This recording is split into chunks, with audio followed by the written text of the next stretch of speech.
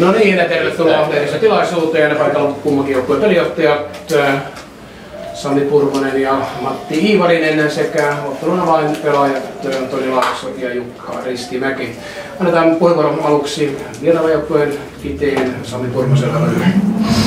Joo, peli oli hankala. Oli haastava peli ja en tiedä mikä meni pieleen, mutta kyllä me tehtiin semmoinen määrä virheitä, että ei tällä virhemäärällä voi voittaa peliä, että tehtiin sisällä ja ulkona paljon virheitä ja se näkyy sitten tuossa lopputuloksesta.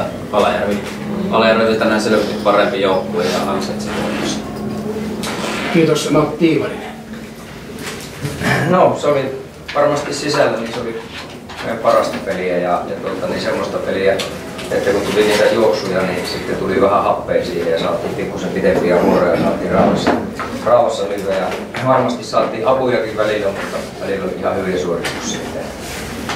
Sisäpeli kyllä, sisäpelin tyytyväinen ja kädenkin osalta niin se toimi nyt huomattavasti paremmin kuin esimerkiksi edellisessä pelissä. Ja ulkona kohtuullista, jonkun verran pieniä töylysiä, mutta kohtuullisesti pysy hanskassa on. Tosi tyytyväinen, mutta kyllä pinnat on lujassa, että hommia kovasti tehtiin ja oli jo ensimmäisellä jaksolla tarjolla pistettä ja hyvä näin kun pystyttiin sitten pari pistettä. Hyvä mieli on tällä hetkellä. Kiteen Pallon ykkössä palkittu Toni Laakso, miten sinä näit tämän? No ihan kaikessa yksinkertaisuudessa meidän ulkopeli ei tällä hetkellä kestä. Yksi hyvä jakso on pelattu ulkona, lopulta on ihan täyttä paskaa. Suoraan sanottuna, se ei vaan kestä. Jos se ei muutu, niin hyvin kerran päästetään todennäköisesti joku 40 joku. Eli muuta ei ole asiaa usein kerrassa. Mitä? Muuta ei ole, on asiaa sitten. No, hyvin todennäköisesti ja kaikki. Ei siinä nyt oikein toimi mikään, että ihan suoraan. No joo, miten omaan pelissä? Tuossa vielä lopussa vähän säilyttelit kotileisiä. Ei ole mitään mainittelevaa omaan pelissä kyllä. Tänään ollut. Ihan ok tässä aikaisemmin, mutta tänään oli aika huono peli. Kiitos Toni Laakso ja sitten Jukka Ristimäki on ykkösmies kolmen Leijonan pelaaja. Miten sinä tämän ottelumistasit pakettiin?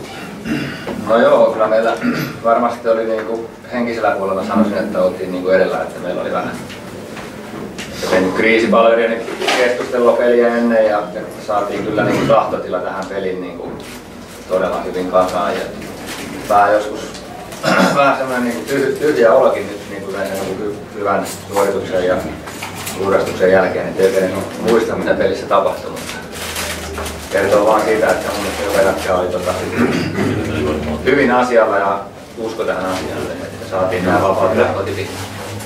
Joo, Sami Purmonen jatkokysymys tähän. Hankkurilla oli Joni-Matti Lukkarinen ja näytti siltä, että hän Matilalla syötöllä aiheutti selvästi pääpaikalla teidän lyöjille. Oliko oikeassa vai? No kyllä Jonihan pelasi ihan hyvän pelin Lukkarinen, että varmasti hankala paikka lähteä nuorella kaverilla tämmöiseen supersarjan pelaamaan, mutta ihan paikkansa täytti, että hyvin vaihtelemaan syöttöä. Tolvala sotki sitten takaisessa, että olisi vaan pitänyt tarkemmin vieläkin päästä kiinni siihen Jonin syöttöön, mutta uusi kaveri ja näköjään se on hyvä kujeton meidän, että ei mikään huono lukkari tähän sarjaan. Kiitos Matti Iivarinen. Missä asioissa jäi ankkuriryhmällä teille parannettavaa voitosta huolimatta? No ja ei tietysti ole parannettavaa vaikka missään.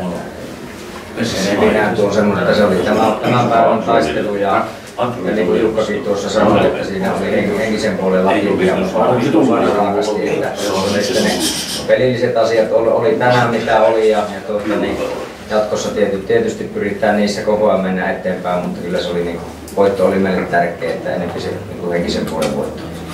Kiitoksia ja onko ottelutuomaristolla kommentoimista ottelutapahtumiin? Onko... Mä haluaisin tietää mikä siinä Matin Tuvan syötössä on, kun se ei ole. Joo, lehdistöllä on puheenvuoro. Jukka oli hyvä. No niin, mä kysyin jo kuuluu. Eli niissä matalissa. Niin kuin se on, Matin Tuvan syötö on ollut, tuntuu, että se on otettu hampaa sinne tai tuollaisen kiiperiin tai klubin alla se. Et mikä siinä on? Ei se eri lailla ole mitenkään kiikarissa, se on vaan matala se syöttö. Onko lehdistöllä muuta kysyttävää? Mikäli ei ole, niin lehdistötilaisuus on päättynyt.